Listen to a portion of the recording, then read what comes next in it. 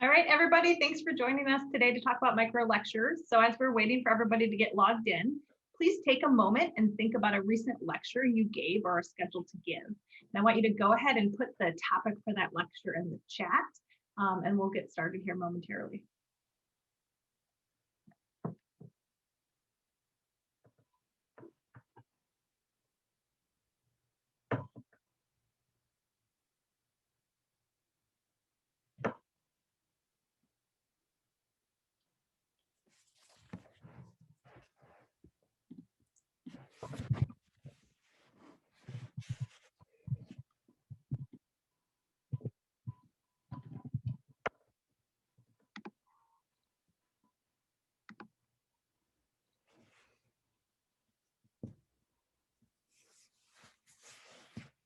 All right, so as you guys are thinking of your lecture topics, I see some good ones popping up. If you're just joining us, go ahead and put your most recent lecture topic you gave in the chat. And now as you think about those, I want you to add some strategies that you would use if you now had to give that lecture in 15 minutes. So you can drop those in the chat as well.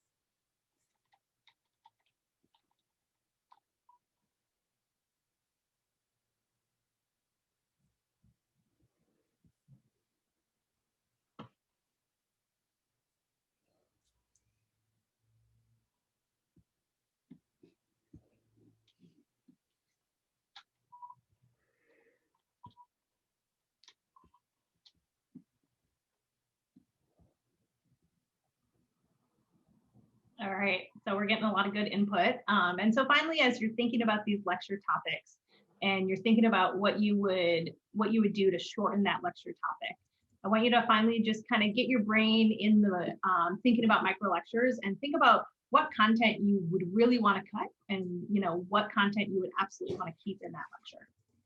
And then, like I said, once everybody gets in and gets settled, we'll get started.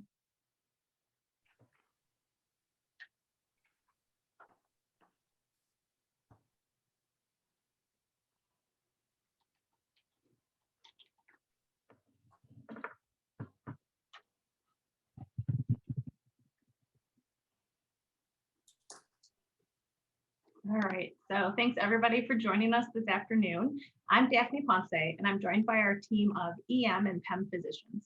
Our topic today is about micro lectures and the simple steps you can take to create your next 15-minute talk. After today's lecture, we hope we'll convince you that there's more to micro lectures than just a shorter time span. Like we say in pediatrics, kids aren't just little adults. So by today, we'll convince you that micro lectures aren't just tiny lectures. We have no relevant conflicts of interest. However, I am in the Navy and this talk doesn't represent the views of the DoD or the US Navy. At the end of this talk, you'll be able to understand the changing educational landscape that leads to the use of micro lectures, develop concise, action-oriented learning objectives for your next talk, and identify pitfalls to developing and delivering impactful micro lectures. These learning objectives are really micro lectures in and of themselves. So with that in mind, we're going to take this period of time to jump through 3 micro lectures. So let's start our first micro lecture, understanding the changing educational landscape of medical education. The traditional long-standing 1-hour didactic lecture format is crumbling and going away. We're seeing medical academic programs and conferences shifting away from these traditional didactics and moving towards shorter micro lectures of 7 to 15 minutes in duration. Nationally, we're seeing this trend at almost every level of medical education, including medical school and graduate medical education. Now, why is this? Our learners are rapidly changing. In emergency medicine, we know all too well that decreasing attention spans that maybe draw us to the specialty also make it difficult to sit through lectures. Social media platforms are emphasizing short memes and videos over longer content. We've seen an explosion of short, engaging TED Talks and the incorporation of shorter lectures everywhere from program didactics at our local institution to national meetings. This prevalence has caused a shift in the expectations of our learners. The COVID-19 pandemic has been a catalyst for pushing lectures into the virtual format, causing us to rethink our entire didactic experience. Engaging learners has never before been more difficult, and we have all learned that Zoom fatigue is a very real thing. Many of us have given lectures to an empty screen in the quietness of our office, only hearing crickets when we try to engage our learners. With all these changes, how can we make sure that emergency medicine educators successfully adapt to this new educational paradigm? We want to show you today how to make this transition from using traditional hour-long lectures to micro lectures that are ideally 7 to 15 minutes in length. By using micro lectures, you allow learners to focus on what is the most important learning points you're trying to convey. With traditional hour-long lectures, there tends to be a lot of fog for learners trying to navigate the material and figure out the content they really need to know. This is highlighted by the all too common phrases we hear. Sorry for this busy slide, but maybe you really don't need to know this, but bottom line, I want you to know. And here are the real take-home points. All of these phrases indicate that there are parts of the lectures that the learners don't need to know. While we want to make lectures shorter, believe it or not, that is not the primary goal. The shortened time frame merely acts to contain or define the lecture. Think of it like the word count for a written abstract. 1 hour lectures are often like papers or abstracts with no word limits. They can be disorganized and hard to follow. The goal of these word limits is to force us to focus on what is essential for the reader to know. In a similar way, the time constraints of micro lectures help us focus on what we feel are the most essential teaching points that the learner really needs to know. So let's get started on our path forward. Through our work on developing micro lectures, our team has identified the 6 R's that make a successful micro lecture. The first R is that it should be the right size. Literature supports that 5 to 15 minutes is the optimal time needed to cover a focused topic. Right platform. Will this lecture be delivered in person, recorded for future use, maybe given virtually? All of these decisions impact the decisions you will make to optimize your presentation based on the constraints of your delivery platform. Right style. When you have a set amount of time to get your teaching points across, streamlining your slide design will ensure you're staying on topic and not distracting your learner. Right topic. Not all topics are appropriate for micro lectures. Just like we adapt to lectures or asynchronous learning or simulation based on the content we're delivering, micro lectures are more and less appropriate depending on the topic and your learning objectives. Right take-home points. Decide what are the 1 or 2 ultimate take-home points that you want your learner to get. Then work backwards and design your lecture to make sure you cover this. Finally, you need the right content. Spending time optimizing your graphics or images and charts will augment your lecture by allowing learners to focus on what you're saying without being distracted by the slides that are truly designed to enhance your message. So let's shift gears now. We're going to take a moment to focus on the right content. What do you really want them to learn? Just like in the news, where we say you don't want to bury the lead, you need to lead with the information that is most important so you don't lose your audience. Short lectures highlight the most important points. Don't bury them. Here are some learning objectives we've pulled from our past talks. We're going to pause for a minute and give you time to take a look at these objectives. Then we want you to rewrite them into how you could make them more focused for a micro lecture format. So go ahead and type your suggestions in the chat.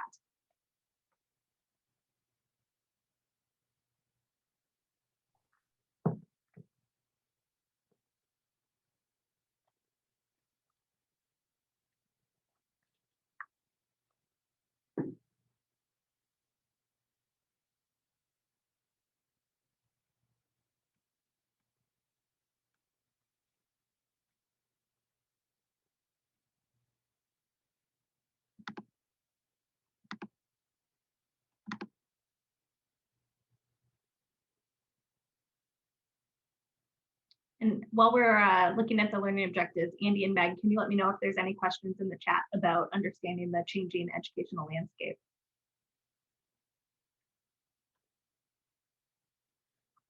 So far, we're all good in the chat. All right.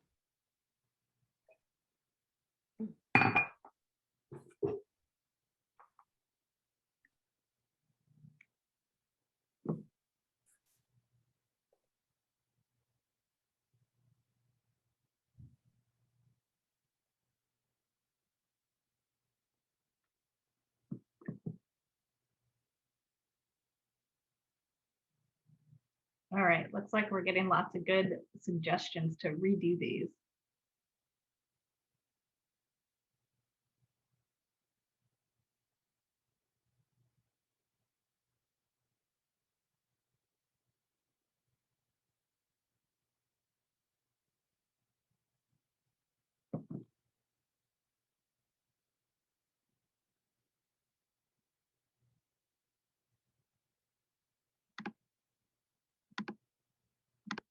All right, so I want you to keep these learning objectives in mind and the suggestions you made to change them as we move on to our next speaker, Dr. Johnny Lowe. Thank you, Dr. Morrison Ponce. So now that you've given some thought to creating learning objectives for a lecture, we'll be discussing ways to refine your learning objectives. Learning objectives in general should be thoughtful, specific, and actionable. One helpful tool to help with this is, next slide, please. Using educational theory called backward design. So you're beginning the plans for your talk with the end in mind. So you think about the message you want to convey to your audience, and design your learning objectives and lecture around that. For example, this is a recent talk that one of our faculty member, Dr. Tomlinson, gave to the EM residents, Pediatric Genetics and Inborn Errors of Metabolism, or IEM. You know, I can hear the collective groans to the muted speakers right now because of how dry this topic can be, but I'll walk you through the thought processes and on how you can tailor this talk to EM residents so that they can learn what they need to know. You can start by thinking about all the things that one could talk about under the umbrella of this topic, such as child with an unknown inborn error of metabolism, all the way to pathophysiology of inborn metabolism, to special considerations for children with genetic conditions or inborn errors of metabolism. But do EM residents really need to know all of this? A lot of this is for someone who's going to be taking care of metabolic patients in the long term. In emergency medicine, they really want to learn what they have to know for the time that this patient is in the ED and how to deliver the best care possible in that time. Hence, like Dr. Tomlinson did, you can simplify things so that it didn't seem like such a daunting topic that they would tune out immediately. For example, canceling out different types of the IEM, different pathophysiology IEM in that short time frame. And at the end of the day, what do the non-PEM trained providers really need to know about inborn errors of metabolism? Make them NPO, get labs, start D10 containing fluids, know the emergency stabilization strategies, and be aware of some crucial airway differences in trisomy 21 patients. And all of that culminates to the learning objective. Implement appropriate initial stabilization and work out for a patient with concern for IEM. So one helpful tool in creating an effective learning objective is Bloom's taxonomy, specifically the cognitive domain within it, which helps to classify the way which learners acquire and utilize information. This hierarchy starts at the base level with simple memorization to build knowledge. So this can be a medical student memorizing all the branches from the aorta or the nerves of the brachial plexus. As the learners progress higher on this cognitive pyramid, they are able to process more complex concepts, ending at creation of new ideas based on previous knowledge. So using this vocabulary, we can help create more actionable objectives and also narrow your focus in terms of what you really want your audience to know. All right, now that we learned about how to craft an effective learning objective, let's talk about some principles of slide design that can enhance your content delivery. The first tip is on slide format. While some programs may have this on default, it is important to consider for the sake of screen clarity and real estate to use widescreen or 16:9 ratio setup.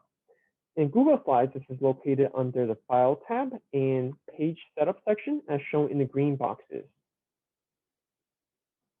In PowerPoint, this is located under the Design tab and Slide Size button. This is even more important in these days as our learners are accessing your content on different devices, iPad, TV, etc. Using a 4:3 screen ratio often leaves extra bars and squishes your content, while a 16:9 slide ratio allows for more room, more white space as you can see, more compatible with different devices without reformatting, and removes those pesky black bars on the side. Now, a quick word on the fonts.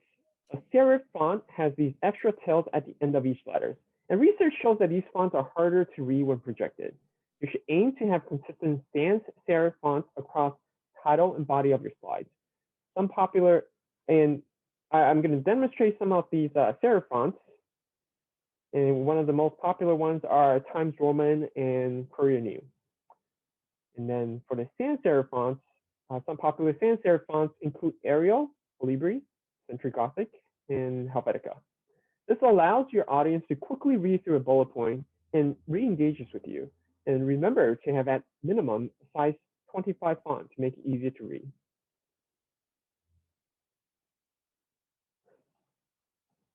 Now, some lecturers love to incorporate animations in an attempt to emphasize or draw attention. However, the actual effect is actually the opposite. So animations, they can be distracting, they don't add to your content, and they may appear differently across different devices. So ditch the animations. Now, show rather than tell. Infographics and icons can decrease the cognitive burden of your audience and help reduce the words on your screen, summarize your points, provide emphasis, create emotional impact, engage your audience, and distill complex topics, like some of the topics we've noted in the chat today, into high-yield concepts. Now, there are a lot of free and paid websites to help you find and create graphics. All copyright free. But there are some subtle differences you should be aware of, though. So Pixabay and Pexels are websites that hold photographs and illustrations completely free to use without attribution. Flickr and Wikimedia Commons have plenty of images as well, but you have to have proper attribution in the slide. And a quick note about Google Photos. As Google is ubiquitous in our daily lives, you can search for photos via Google, but in order to use them in your talk, you should make sure to have a Creative Commons or CC filter to make sure you have the rights to share and use these images. If you do have to have lines in your slides, some good rules to keep in mind to minimize your audience cognitive load are limit your slides to 5 words per line, 5 lines of text, 5 text-heavy slides in a row, and if more words or lines are necessary, such as quoting directly from the source, use color or text-like gradient to emphasize your key points. Lastly, you should allow for some strategic pauses, either for questions, concept application, or elicit audience response via a poll or quiz built in through an app or a website. Speaking of strategic pauses, let's take a couple minutes to try these websites out. Now, imagine you're giving a talk about social isolation during the COVID-19 pandemic and how it's affecting trainees. Try to find a picture that increases the impact of your talk from the following 2 websites, Pixabay and Pixels. Feel free to put some sample images or questions that you may have on this process into the chat.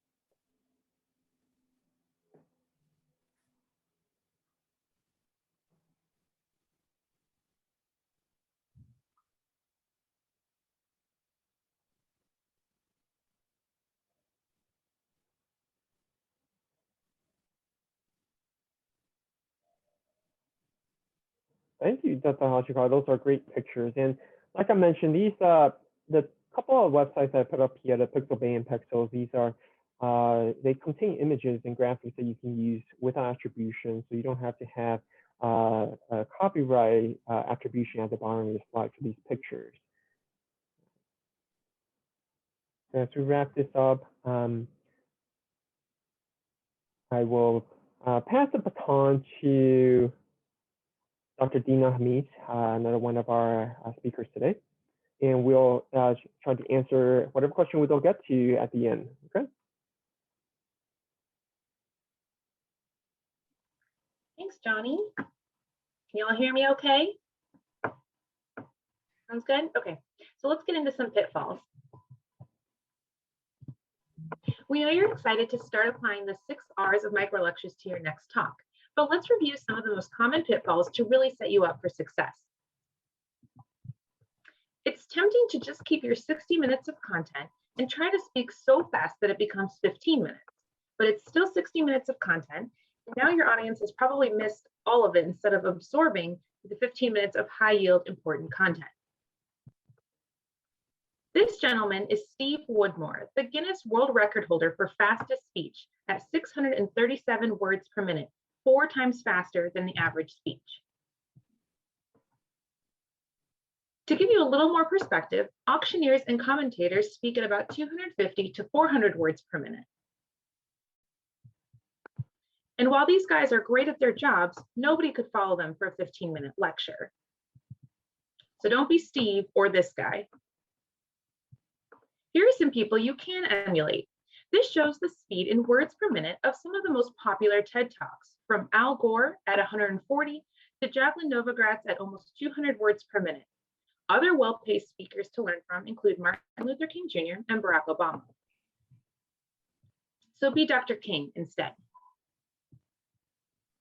To combat too fast speech, dictate your speech into a smartphone for 1 minute, then copy and paste the text into a word counter online or on your phone.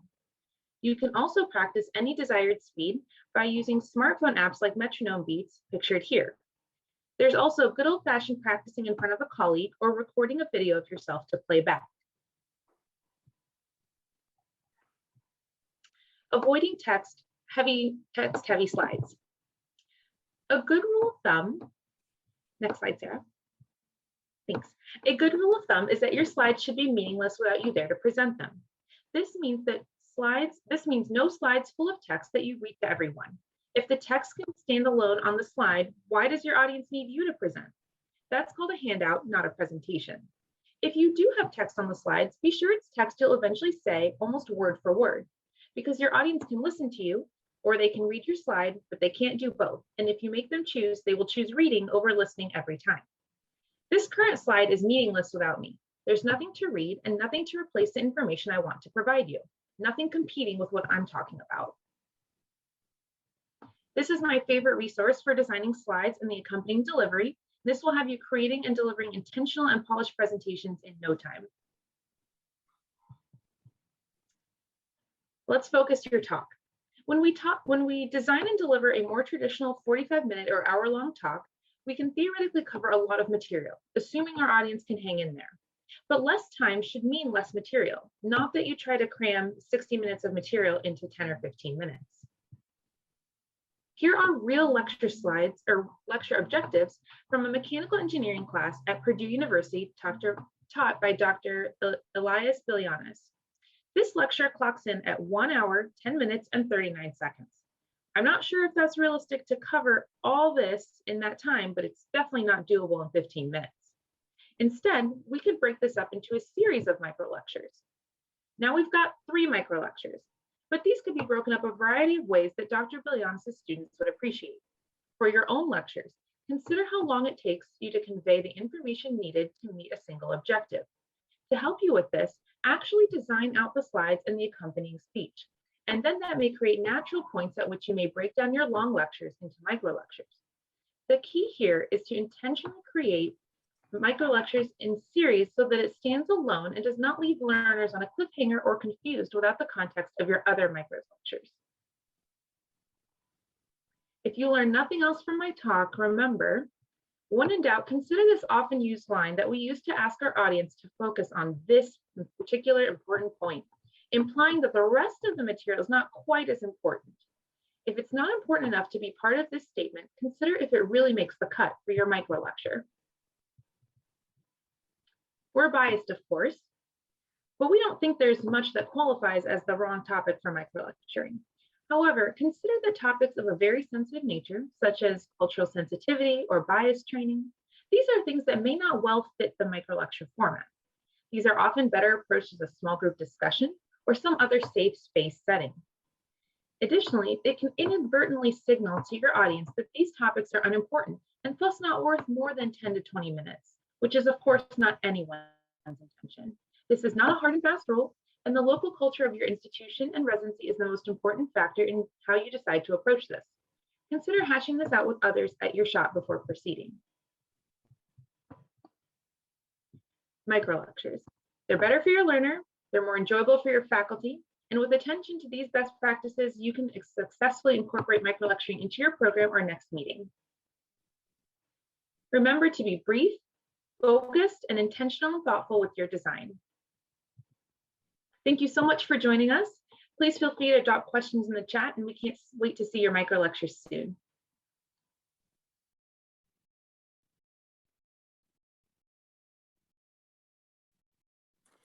We would be happy to answer any questions anybody has. There was a question a little bit earlier in the chat about handouts, and do you have a different set of slides that you distribute for handouts versus the slides that you're presenting? My general perspective on that is that I make an actual Word document for a handout that has resources, and you can distribute it as a Google Doc and actually has linkable things. And that allows you to give a little bit more information. I don't know if the rest of you guys want to comment on what your practices around that are. I agree. I've used the handout to try to capture some more of that information that you want to convey, but doesn't really need to be read, and you're really putting it in more so that your audience has a resource to go to.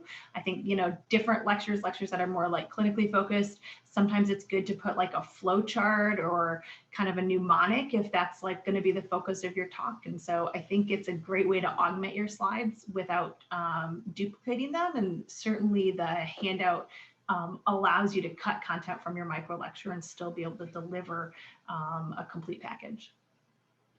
So I'm a big fan of keeping your slides, and your handout. I like to keep them separate. I think they have two different goals.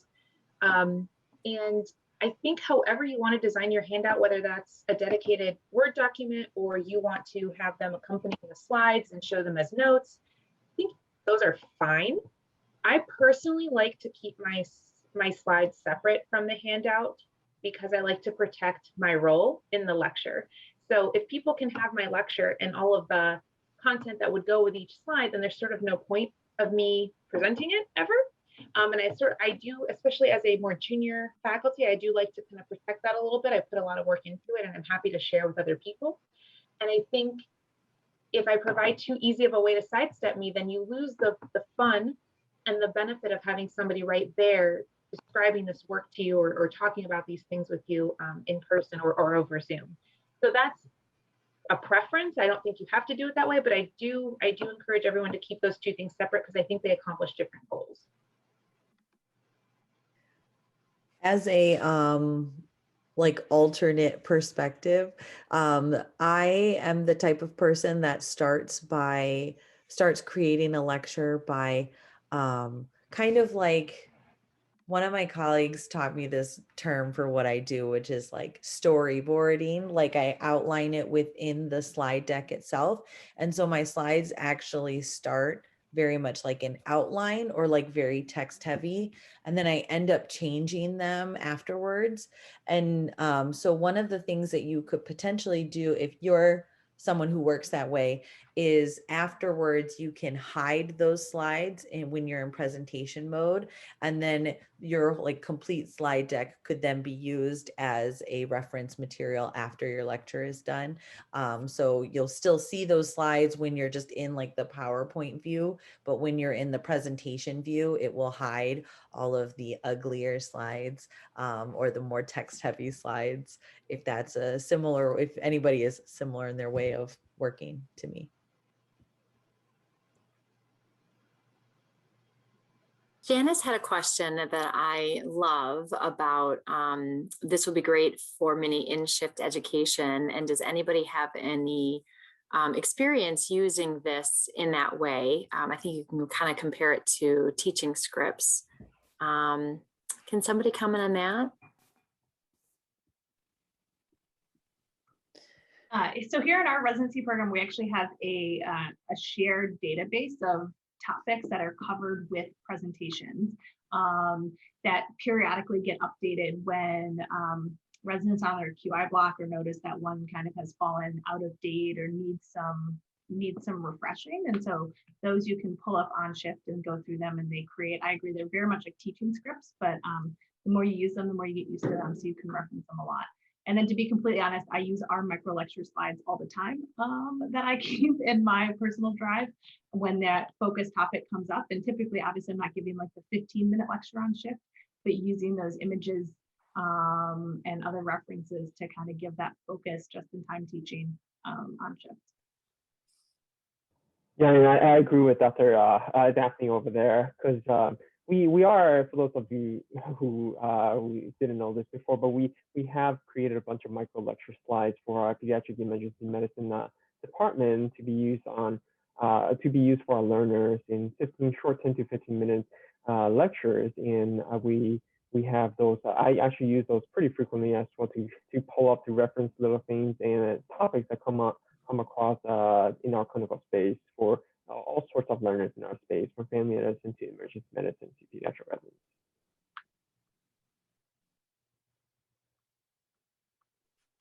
It looks like there's another question there about creating algorithms and kind of what different platforms you guys use for how to do that. I've recently become obsessed with Canva for all things. And so you can use it to create slides, but they're also really user-friendly to create PDFs. And you can use those to create any algorithms or tables or anything like that. There's a free version. It's canva.com. There's also a version that gives you more access to like pictures and infographics and things that you can design. That's a couple dollars a month.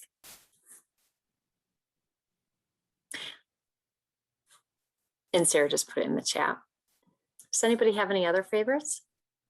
Lucid Spark, I'm putting that in the chat as well, is another way to create like really nice, pretty flow sheets. Low fidelity, I will just like make little text boxes in a PowerPoint slide and arrows and just use it that way. But most of these are like much prettier and have a lot of like extra features. Yeah, on shift, I often will just sketch something out on whatever I have available, and it is not pretty, but it works. I'm still a big fan of PictoChart. I use it quite a bit. It's pretty easy to use. It's free, and you can make some really nice infographics that are pretty powerful and can make sure you decrease a lot of the words on the slide. So a big fan. So.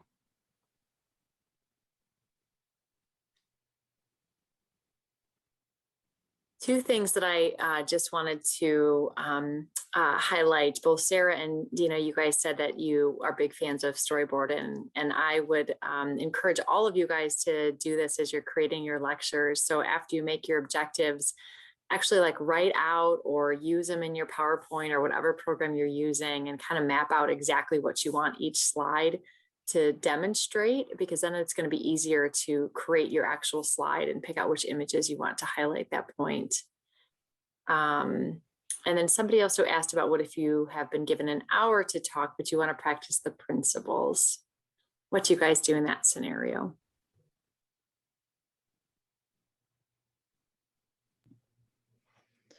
Well, for example, we created 3 micro lectures in this hour-long talk because we originally submitted this as one of the shorter didactic sessions, and we're so lucky to have been given a 50-minute block of time. So we decided to kind of like illustrate our concept by creating like 3 separate lectures. So our thoughts were that like any of our 3 lectures we gave can be a standalone talk on micro lecturing, but can also be like chapters in the same book as well.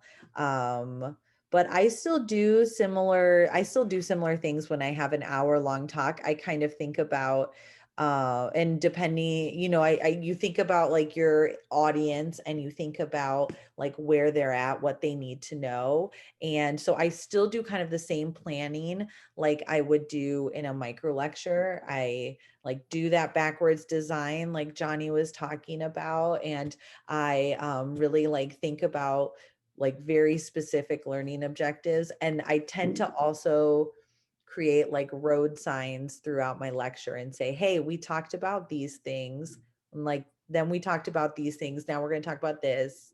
And then, oh, by the way, I just told you that. So a little bit more like of a way to show them the way through that hour-long talk. You could also pair your single micro lecture with other teaching modalities. You could follow it up with a small group breakout. You could have cases that people go through. You could have maybe some flipped classroom type techniques. I think that you could probably pair it with lots of things that would fill the time in a productive manner instead of trying to stretch your material into being an hour if it's really not meant to be that, or not best serving your audience to do that. And if you do it often enough, maybe you'll stop getting asked to do hour-long lectures. The other thing I've done as we've put in a lot of work and, talked about micro lectures in different settings is if you want to take this back to your faculty or your residents, give a good polished micro lecture in those 10 to 15 minutes and then spend the remainder of that talk either doing small breakouts of developing their own or talking then about the skills and the tools you used and hopefully took from today to make your micro lecture so that hopefully, you're giving other people these tools as well to bring this to your institution. And I think you guys may have noticed that at each end of each little micro thing, we had you guys, if you wanted to, engage in the material and do something with it. And so I think if you are doing several mini lectures in a row that all have a similar theme, those are great opportunities to have engagement breaks and actually have people try the material out a little bit, and that will help them learn it a little bit better as well. One of the other things that we did was we paired a more senior lecture with more of a fellow or a junior faculty, and kind of merging their 2 perspectives together. So some of the senior faculty were only used to delivering lectures one way, and so by combining their strengths and kind of figuring out the best way to kind of condense a formerly 1-hour lecture, we were really able to create a micro lecture. Having kind of help with the technology piece. And so I thought it worked out really well. I don't know what your thoughts were, Sarah, with that, but we were able to transform some of the previous, everything is important in the hour lecture to something that was very tight and efficient and distilled down to kind of the core basic concepts. What was the record? Maybe the lecture that started at like 160 slides? Yeah, I think there were 160 slides. And we really condensed them down to 12 minutes, I think, 12, 13 minutes. I'll say that I think storyboarding is helpful with this, because when I storyboard, I end up with probably 2 or 3 times as many slides as I would have without it, but I move quickly through them. And my personal preference is to have a more dynamic PowerPoint where I kind of am quickly moving through slides and I may not say a whole lot per slide. And so the total amount of content is the same, just more slides, because I'm revealing that I have ADHD and find it hard to look at one slide for too long. And so probably if I could leave everybody with one thing, it's that there's even though we've presented the 6 R's and there's tips and tricks that follow, there's a lot of ways to adhere to all of those things. And there's more wiggle room than you think. So the trick is to start early. Micro lectures doesn't mean like micro preparation. It's actually a lot of preparation. And so start early, and you will be pleasantly surprised with what you can cook up. I used to try to put together lectures in just like a couple hours because I thought, I know this material, it doesn't take that long. But the problem is not that you don't know the material that you're going to present, it's that you don't know the way that you want to present it best yet. So I do definitely recommend starting with storyboarding. It seems like an unnecessary step, especially if you have a lot of ideas, but it definitely helps with organization. And it helps you understand the story from how your audience will see it, which is not necessarily what you thought in your head it would look like.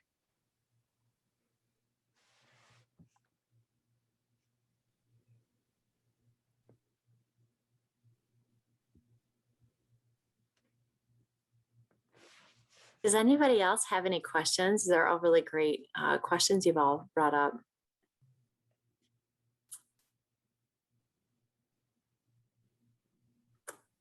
While we wait and see if there's anything in the chat, I'm going to call on each of you guys to share one pro tip that you guys have about creating micro lectures. Okay, I'm going to start with you, Sarah, because you're unmuted. I think my pro tip would be, don't be afraid to try something new, because I have definitely tried like teaching techniques that I thought were really, I've been like, oh, I think this is a bad idea. And then the residents really liked it. Or I've tried something that I thought was really great and people were very meh about it. And I think once I got over the hurdle of like, I need to create the perfect lecture every single time, it made it a little bit easier for me to feel like I could experiment and do some new stuff. So if you even just take like one tiny little thing from our talk today to incorporate into your next talk, I will think that that's a success. That is awesome. I love that. All right, Daphne. All right. I think for me, it's been the significantly using the show notes or like the presenter notes in PowerPoint. I used to not do that as much. I used kind of my slides to remind me of what I was going to talk about. And I think trying to, you know, as Dr. Kami's talked about, you know, making sure your images are almost standalone so you're not reading your PowerPoint. And so for me, I never did that before. And so the time and effort to make sure you really capture those key points of each slide so that you're able to present it in an engaging way has been, I think, my pro tip I would share. That's perfect, Daphne. All right, Johnny. Yeah, actually, I think I would pivot from Sarah's and say that one of the things I really appreciate is that these type of lectures have a lot of flexibility built in, and that you don't necessarily need to create one version of it and use that one version for everyone or for years to come. You can actually elicit feedback from each and every time you do these micro lecture and tweak it, adjust a little bit. And I do recommend, you know, frequently going back to your first lecture and see if there's things, recommendations and things that have changed that you want to tweak it. So and we go through a lot of multiple iterations to refining our micro lectures that we create. So I appreciated that you know, this is a flexible process that you can get different inputs from different audiences, different faculty members to create the optimal lecture for design to benefit your learners, your audience. Great advice, Johnny. All right, Dina. I think my biggest pro tip is something we talked about is storyboarding. Just really get organized, understand the story that you want to tell, and it will help with the creative process. And then once you have that mapped out, start your slides then.